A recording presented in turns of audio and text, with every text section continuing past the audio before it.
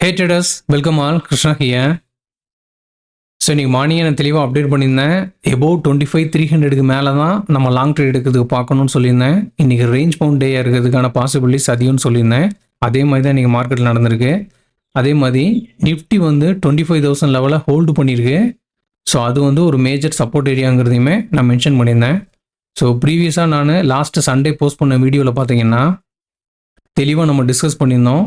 ட்ரம்போட tariff நியூஸ்னால market gap டவுனாக open ஆனாலும் so எந்த மாதிரியான மூவ் வந்து இருக்கலாம் அப்படிங்கிறத பற்றியுமே டீட்டெயிலாக நம்ம டிஸ்கஸ் பண்ணியிருந்தோம். ஸோ மார்க்கெட் பாருங்கள், கண்டினியூவாக அந்த 25,000 லெவலை ஹோல்டு பண்ணிகிட்ருக்கு. பெரிய அளவுக்கு நம்ம மார்க்கெட் வந்து ரியாக்ட் ஆகலை. நேற்று என்னமோ நெகட்டிவில் இருந்தாலுமே ஒரு கன்சாலிடேட் ஆகி அப்படியே க்ளோஸ் ஆச்சே தவிர்த்து கண்டினியூவாக செல்லிங் ப்ரெஷரில் நம்ம மார்க்கெட் இல்லை. ஸோ அதே மாதிரி எஸ்டர்டே நேச்சுரல் கேஸ்லேயுமே ட்ரேடெல்லாம் எடுத்திருந்தேன். ஸோ அதை பற்றியுமே நம்ம இன்றைக்கி டிஸ்கஸ் பண்ணலாம். ஆல்ரெடி நான் வீடியோ வந்து போஸ்ட் பண்ணியிருந்தேன். இந்த இன்ட்ரின்சிக் அண்ட் எக்ஸ்ட்ரின்சிக் வேல்யூனா என்ன, கேண்டில் ஸ்டிக்ஸ் வச்சு நம்ம ட்ரேட் பண்ணுமா இல்லை ஓஏ டேட்டா வச்சு ட்ரேட் பண்ணுமா அப்படின்னு சொல்லி வீடியோ நான் வந்து போஸ்ட் பண்ணியிருந்தேன் 2 வீடியோ. அந்த வீடியோவில் நான் டிஸ்கஸ் பண்ணியிருக்கிற இன்ஃபர்மேஷனை வச்சு தான் இன்றைக்கி நான் ட்ரேட் எடுத்திருக்கேன். ஸோ எப்படி வந்து நம்ம ப்ரைஸ் ஆக்ஷனையும் ஓப்பன் இன்ட்ரெஸ்ட்டையும் அதே சமயத்தில் இன்ட்ரின்சிக் அண்ட் எக்ஸ்ட்ரின்சிக் வேல்யூவும் வச்சு ஆப்ஷன் பை ஆர் செல் பண்ணலாம் அப்படிங்கிறத பற்றி டீட்டெயிலாக டிஸ்கஸ் பண்ணலாம். ஸோ மேபி இந்த வீடியோட டியூரேஷன் வந்து கொஞ்சம் அதிகம் இருந்துச்சு அப்படின்னா நீங்கள் பொறுமையாக வெயிட் பண்ணி பாருங்கள். டெஃபினட்டாக இது வந்து உங்களுக்கு ஹெல்ப்ஃபுல்லாக இருக்கும். ஓகே,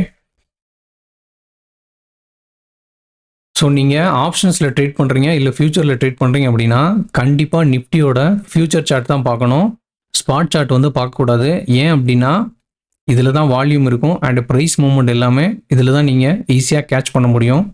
பட் ஸ்பாட் சார்ட்டை வந்து நீங்கள் ஜஸ்ட் ஒரு ரெஃபரன்ஸ்க்காக யூஸ் பண்ணிக்கலாம். ஓகே, ஸோ மார்னிங் நம்ம எடுத்த ட்ரேடு பார்த்தீங்கன்னா 25,500க்கான கால் ஆப்ஷனை ஷார்ட் பண்ணியிருந்தேன். 25,800க்கான கால் ஆப்ஷனை பை பண்ணியிருந்தேன். ஸோ ஒரு இதில் வந்து ப்ராஃபிட் இருக்குது, இன்னொன்றில் வந்து லாஸ் இருக்குது. ஏன் அப்படின்னா உங்களுக்கே தெரியும், ஆப்ஷன் செல் பண்ணுறோம் அப்படின்னா நமக்கு வந்து மார்ஜின் அதிகமாக தேவைப்படும். கரெக்டாக? ஸோ அதிகப்படியான மார்ஜின் இருந்தால் தான் நீங்கள் அதிகப்படியாக நம்பர் ஆஃப் லாட்ஸ் வந்து நீங்கள் ஷார்ட் பண்ண முடியும். இந்த மார்ஜின் பெனிஃபிட்டுக்காக தான் இந்த இடத்துல வந்து நான் 25,800 பை பண்ணியிருக்கேன். அதாவது 25,500க்கான கால் ஆப்ஷனை வந்து ஷார்ட் பண்ணியிருக்கேன். 25,800க்கான கால் ஆப்ஷனை வந்து பை பண்ணியிருக்கேன். ஓகே, ஸோ இப்படி பை பண்ணுறதுனால என்னாகும் அப்படின்னா உங்களோட ரிஸ்க் வந்து லிமிட்டடாக இருக்கும். ஸோ அதே சமயத்தில் ஷார்ட் பண்ணுறப்ப நமக்கு கிட்டத்தட்ட ஒரு 5 லட்சம், ஃபார் எக்ஸாம்பிள் சொல்கிறேன், ஒரு 5 லட்சம் மார்ஜின் ஆகுது அப்படின்னா நீங்கள் பை பண்ணும்போது உங்கள் மார்ஜின் வந்து 2.5 ஆயிரும். ஓகே, ஏன்னா உங்களோட ரிஸ்க் வந்து அந்த இடத்துல ரெடியூஸ் ஆயிடுச்சு. ஸோ ஆப்ஷன் செல் மட்டும் பண்ணி நம்ம ஹோல்ட் பண்ணுறோம் வித்தவுட் ஸ்டாப் லாஸ் அப்படின்னா மேபி நீங்கள் ஸ்டாப் லாஸ் போடாட்டினாலுமே சிஸ்டம் எப்படி எடுத்துக்கிறோன்னா அன்லிமிட்டட் ரிஸ்க். ஸோ அதனால் அதிகப்படியான மார்ஜின் தேவைப்படும். பட் இந்த மாதிரி நீங்கள் பை பண்ணிட்டீங்க அப்படின்னா உங்களோட ரிஸ்க்குங்கிறது லிமிட்டடாக இருக்கும், அதே சமயத்தில் மார்ஜின் பெனிஃபிட்டும் கிடைக்கும். ஓகே, ஸோ அதனால தான் 25,800க்கான கால் ஆப்ஷன் நான் பை பண்ணியிருக்கேன். இன்னைக்குள்ள கான்ட்ராக்டை வந்து நான் சூஸ் பண்ணல. இன்னைக்குள்ள எக்ஸ்பைரி ஆகக்கூடிய கான்ட்ராக்டை நான் எடுக்காமல் இந்த மந்த்லி எக்ஸ்பைரி வந்து நான் சூஸ் பண்ணியிருக்கேன். அதுக்கு என்ன ரீசன் அப்படின்னா ஆல்ரெடி இன்றைக்கி நான் வந்து செக் பண்ணேன், ப்ரீமியம்லாம் அதிகப்படியாக டீகே ஆயிடுச்சு. ஸோ மார்க்கெட் கீழே போகும்போது கொஞ்சம் அதிகமாகவே கீழே போகலாம் அப்படிங்கிறது தான் என்னோட எக்ஸ்பெக்டேஷன். ஸோ அதே மாதிரி தான் மார்க்கெட்டுமே போச்சு. ஸோ அதனால் மந்த்லி கான்ட்ராக்ட் எடுத்துட்டோம்னா கொஞ்சம் நம்ம வெயிட் பண்ணலாம் டீகே ஆகிற வர அப்படிங்கிறதுக்காக தான் நான் எடுத்தேன். பட் எக்ஸ்பெக்ட் பண்ண மாதிரி அதிகப்படியாக டீகே ஆகலை. ஸோ ட்ரேடுமே வந்து அரௌண்ட் 1:2 அந்த ரேஞ்சில் வந்து நம்ம ட்ரேடை க்ளோஸ் பண்ணிட்டோம். ஸோ எப்போ நான் இந்த ட்ரேட் எடுத்தேன், என்னோட டார்கெட் வர நான் எப்படி வெயிட் பண்ணேன், அதில் என்னெல்லாம் அனலைஸ் பண்ணேன் அப்படிங்கிறது தான் முக்கியமான மேட்டர். ஸோ அது எல்லாத்தையுமே நம்ம டிஸ்கஸ் பண்ணிடுவோம். ஸோ இங்கே பார்த்தீங்கன்னா தெரியும், கரெக்டாக 9:40க்கு வந்து ஒரு 150 குவான்டிட்டி நான் வந்து ஷார்ட் பண்ணியிருக்கேன். அதுக்கப்புறம் பாருங்கள், எகெயின் மார்க்கெட் வந்து கொஞ்சம் புல் பேக் கொடுக்கும்போது 2 லாட் வந்து மறுபடியும் ஆட் பண்ணியிருக்கேன். ஸோ அதை ஹெட்ஜ் பண்ணுறதுக்காக 25,800க்கான கால் ஆப்ஷனை பை பண்ணியிருக்கேன். ஓகே, ஸோ கிட்டத்தட்ட 9:42க்கு நான் எடுத்திருக்கேன் ட்ரேடு. ஸோ அதை க்ளோஸ் பண்ணது பார்த்தீங்கன்னா 11:11க்கு க்ளோஸ் பண்ணியிருக்கேன். ஓகே, ஸோ இது வந்து ஃபியூச்சர் சார்ட்டு. ஸோ இந்த இடத்துல நான் என்ட்ரி எடுத்தது பார்த்தீங்கன்னா இந்த ஜோனில் எடுத்தேன். இந்த இடத்துல நான் பர்டிகுலராக ஏன் எடுத்தேன் அப்படின்னா உங்களுக்கே தெரியும், நம்ம மார்க்கெட் வந்து கண்டினியூவாக அப்சைடில் மூவ்மெண்ட் கொடுத்துச்சு. அதுக்கப்புறம் என்னாச்சு அப்படின்னா அங்கேருந்து ஒரு சின்ன செல் ஆஃப் ஆச்சு. ஸோ நம்ம மார்க்கெட் பாருங்கள் 24,600 லெவல்லேருந்து 25,300 ஜோன் வர நான் ஸ்டாப்பாக ரேலி ஆச்சு. ஸோ அதுக்கப்புறம் பாருங்கள் மண்டே நேற்று வந்து அன்எக்ஸ்பெக்டடாக ட்ரம்போட டேரிஃப் நியூஸ்னால ஒரு கேப் டவுன் ஆச்சு. ஸோ என்ன தான் கேப் டவுன் ஆனாலுமே நான் தெளிவாக சொல்லியிருந்தேன் நம்ம மார்க்கெட் கொஞ்சம் ஸ்ட்ராங்காக இருக்குது. ஸோ 25,000 லெவலில் பிரேக் பண்ணால் மட்டும்தான் கீழே போகிறதுக்கான ப்ராபபிலிட்டி அதிகம். இல்லை அப்படின்னா கேப் டவுன் ஓப்பன் ஆகிட்டு மேலே போகலாம், இல்லை கன்சோலேட் ஆகலாம்னு நம்ம டிஸ்கஸ் பண்ணியிருந்தோம். ஸோ மார்க்கெட் என்ன ஆயிருக்கு பாருங்கள், இந்த ஜோன்லேயே கன்சோலேட் ஆகி க்ளோஸ் ஆகிருக்கு. ஓகே, ஸோ இன்றைக்கி நம்ம நிஃப்டி மார்னிங் கேப் அப்பில் ஓப்பன் ஆகிட்டு பாருங்கள் இந்த ஜோன் வந்து ஒரு resistance area, swing high. Okay, so last week போன ஸ்விங் ஹை தான் இந்த ஜோன். ஸோ இந்த ஜோனை தான் மார்க்கெட் வந்து பிரேக் பண்ணி ஹோல்டு பண்ணலை, மேலே போகிறதுக்கு பார்த்துருக்கு, பட் ட்ராவல் ஆகலை, அங்கேருந்து ரிவர்சல் ஆயிடுச்சு. ஸோ எக்ஸாக்ட்லி அந்த ரெசிஸ்டன்ஸ் ஜோன்லேருந்து நமக்கு ஒரு நல்ல ரிவர்சல் ஆச்சு. ஸோ பர்டிகுலராக இந்த கேண்டில் பாருங்கள், இது வந்து நல்ல பீரிஷ் கேண்டில். இந்த இடத்துல வந்து செல்லர்ஸ் அண்டர் கண்ட்ரோலுங்கிறத இந்த கேண்டில் வந்து நமக்கு இன்டிமேட் பண்ணுது. ஸோ நான் என்ன பண்ணேன் அப்படின்னா, இந்த கேண்டில் க்ளோஸ் ஆனதுமே நெக்ஸ்ட் கேண்டில்லையே நான் என்ட்ரி எடுத்தேன்.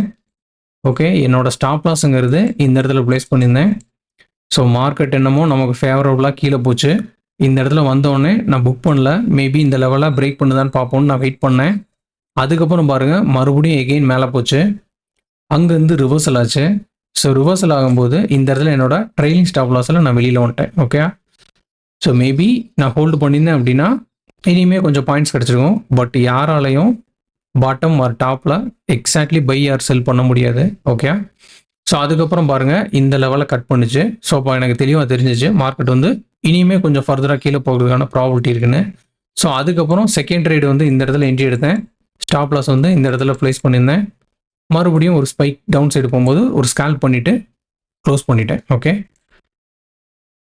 ஸோ இதுதான் கேண்டில்ஸ்டிக்ஸில் வந்து பேஸ்ட் ஆன் ப்ரைஸ் ஆக்ஷனில் நம்ம எடுத்த ட்ரேடு. ஸோ நான் அந்த வீடியோவில் டிஸ்கஸ் பண்ணியிருப்பேன் why data, intrinsic and extrinsic value பற்றி.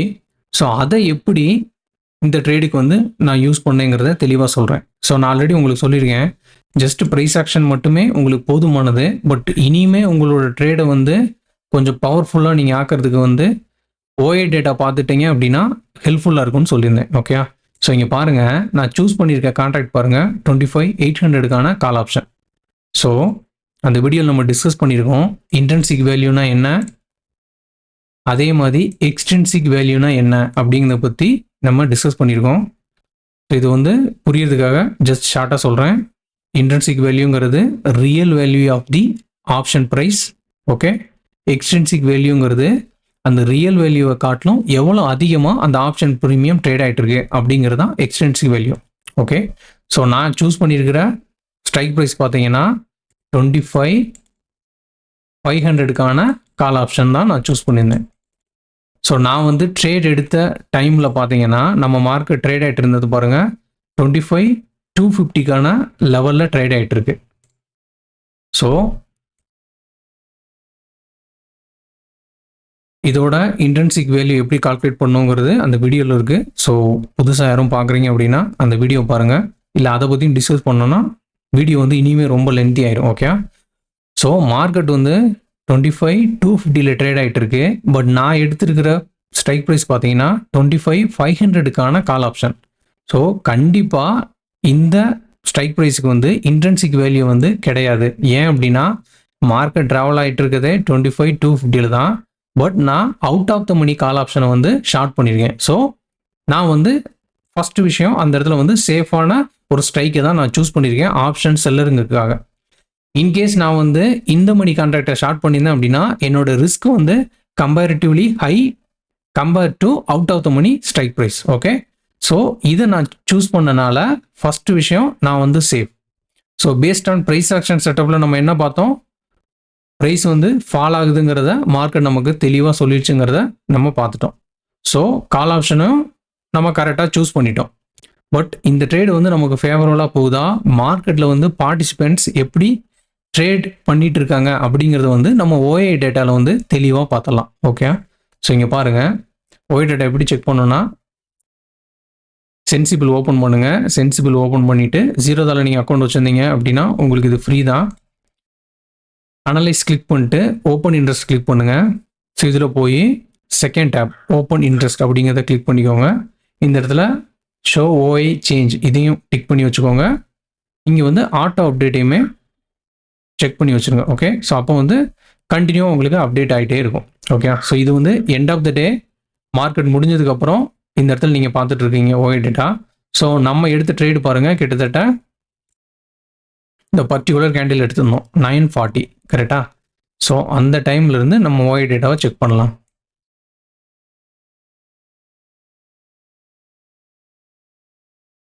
ஓகே, 950க்கு பாருங்களேன். நான் ஆல்ரெடி சொல்லியிருக்கேன், அதிகப்படியாக ஓஐ பில்ட் ஆயிருக்கு அப்படின்னா அந்த இடத்துல செல்லர் இருக்கான்னு தான் அர்த்தம்னு சொல்லியிருக்கேன். ஸோ கால் சைடு பாருங்கள், அதிகப்படியாக செல்லர் இருக்கான். கிட்டத்தட்ட 25,300ல் வந்து 4 கோடி கான்ட்ராக்ட் வந்து ட்ரேட் ஆகிட்டு இருக்கு. ஸோ நிறைய தடவை நான் சொல்லியிருக்கேன், அதிகப்படியாக ஓஐ பில்ட் ஆயிருக்கு அப்படின்னா அந்த இடத்துல பையர் கிடையாது, செல்லர் தான் இருக்கான் அப்படிங்கிறத நம்பர் ஆஃப் டைம் நான் வந்து மென்ஷன் பண்ணியிருக்கேன். ஸோ இன்றைக்கி எக்ஸ்பைரிங்கிறதுனால கண்டிப்பாக இந்த இடத்துல வந்து செல்லரோட பார்ட்டிசிபென்ட்ஸ் வந்து அதிகமாக இருக்கும். ஸோ இந்த இடத்துல பாருங்கள், கிட்டத்தட்ட 4 கோடி கான்ட்ராக்ட் வந்து ஷார்ட் பண்ணியிருக்காங்க.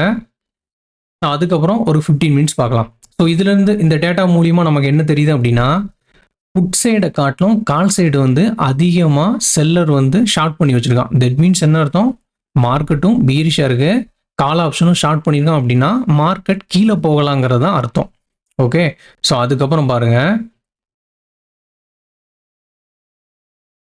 ஒரு 15 மினிட்ஸ் மறுபடியும் பாருங்கள் என்ன ஆயிடுச்சு, 4 கோடி இருந்தவன் 4.5 கோடி ஆயிட்டான். அதே மாதிரி இந்த 250 அண்ட் 200 கால் ஆப்ஷனில் பாருங்கள், அதுலேயுமே அதிகப்படியாக ஓஐ வந்து சேஞ்ச் ஆயிருக்கு. இந்த மாதிரி இப்படி செக் பண்ணி காணிக்குதுல. ஸோ இதெல்லாம் வந்து ஓஐ சேஞ்ச் ஆயிருக்குன்னு அர்த்தம். ஓகே, ஸோ நேற்றுக்கு இந்த இடத்துல இருந்திருக்கு, இன்னைக்கு வந்து அதிகப்படியாக ஓஐ வந்து சேஞ்ச் ஆயிருக்கு. ஸோ இதுலேயுமே செல்லர் வந்து உட்காந்துட்டு இருக்கான். அதே மாதிரி புட் சைடும் வந்திருக்கான். பட் கம்பேரிட்டிவ்லி கால் சைடு வந்து அதிகமாக இருக்கான். ஸோ ஓஐ டேட்டா வந்து நமக்கு தெளிவாக சொல்லிடுச்சு, செல்லர் வந்து கால் ஆப்ஷனை ஹெவியாக ஷார்ட் பண்ணிட்டு இருக்கான்னு. ஸோ நம்ம எடுத்த ட்ரேடும் பாருங்கள், கால் ஆப்ஷனை ஷார்ட் பண்ணியிருக்கோம். அதே மாதிரி ப்ரைஸுமே உங்களுக்கு கீழே போகிறது தான், அதாவது பியரிஷ் சிக்னல் தான் தெளிவாக கொடுத்துருக்கு. ஸோ நம்ம சேஃபர் சைடு தான் இருக்கும். நம்ம ட்ரேட் க்ளோஸ் பண்ணுற டயத்தில் பார்க்கலாம்.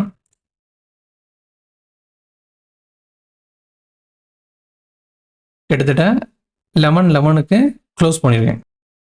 ஸோ 11:11க்கு பாருங்கள், கால் ரைட்டர்ஸ் வந்து அதிகமாக இருக்கான், பட் புட் ரைட்டர்ஸ் வந்து அதிகமாக இல்லை கம்பேர்ட் டு கால் ரைட்டர்ஸ். கரெக்டாக. ஸோ மார்க்கெட் என்ன இந்த இடத்துல தெளிவாக சொல்லுது, செல்லர்ஸ் தான் கண்ட்ரோலில் இருக்கான். இனியுமே மார்க்கெட் வந்து பீரிஷாக போகிறதுக்கான பாசிபிலிட்டிஸ் ரொம்ப ரொம்ப அதிகம்னு தெளிவாக சொல்லிடுச்சு. ஸோ இந்த இடத்துல நம்ம ப்ராஃபிட் புக் பண்ணதுக்கான ரீசன் என்ன அப்படின்னா, ஃபஸ்ட் டைம் பாருங்கள் மார்க்கெட் இங்கே வந்திருக்கு, ஒரு பவுன்ஸ் கொடுத்துருக்கு. ஸோ செகண்ட் டைம் மேபி இந்த இடத்துல பவுன்ஸ் கொடுக்கலாம், இல்லை பிரேக் பண்ணி கீழேயும் போகலாம். ஸோ அதனால் நான் என்ன பண்ணிட்டேன்னா ட்ரைலிங் ஸ்டாப் லாஸ் போட்டிருந்தேன். இந்த இடத்துல நம்மளோட ட்ரைலிங் ஸ்டாப் லாஸ் ஹிட் ஆயிடுச்சு. அதுக்கப்புறம் பார்த்தீங்கன்னா மார்க்கெட் இந்த இடத்த பிரேக் பண்ணிடுச்சு. ஸோ அப்போயுமே நமக்கு ஓஐ டேட்டா வந்து கிளியராக மென்ஷன் பண்ணிடுச்சு, செல்லர் தான் கண்ட்ரோலில் இருக்கான்னு. ஸோ இங்கே பாருங்களேன், 11:30 அப்போ பாருங்கள், மறுபடியுமே 25,200ல் அதிகப்படியாக ஓஐ பில்ட் ஆயிடுச்சு.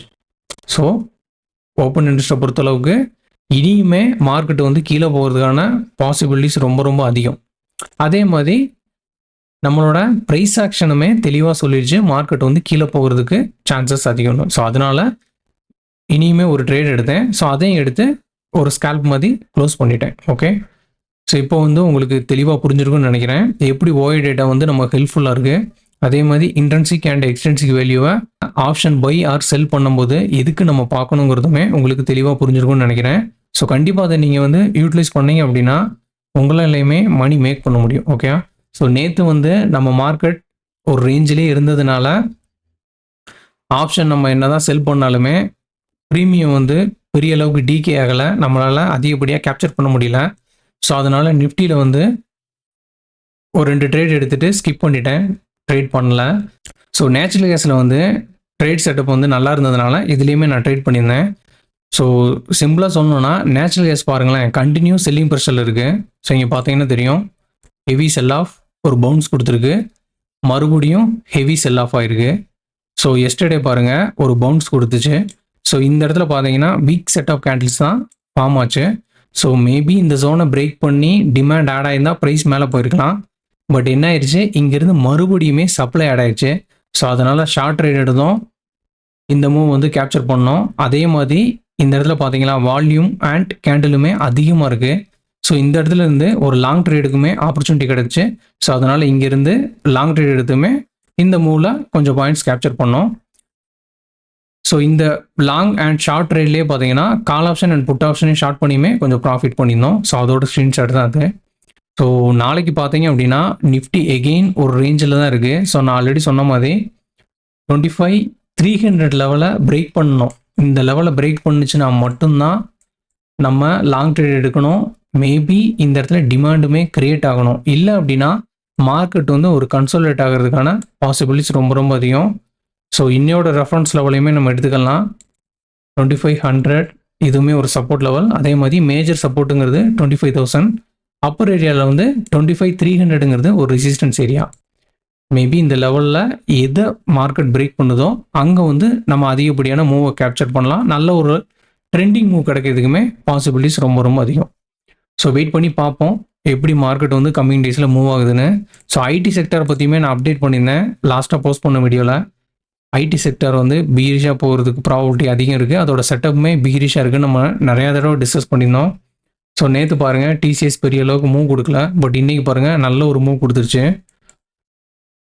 ஸோ கரெக்டாக நீங்கள் வந்து ட்ராக் பண்ணிகிட்டே இருந்தீங்கன்னா நீங்களுமே ஹை ப்ராபபிலிட்டி ட்ரேடை வந்து ஈஸியாக கேப்சர் பண்ணலாம். ஓகே, நான் சொன்ன இன்ஃபர்மேஷன் எல்லாமே உங்களுக்கு யூஸ்ஃபுல்லாக இருந்துச்சுன்னு நினைக்கிறேன். உங்களுக்கு எதுவும் டவுட்ஸ் இருந்துச்சு அப்படின்னா கமெண்ட் பண்ணுங்கள். Definitely I will help you. Thank you, bye.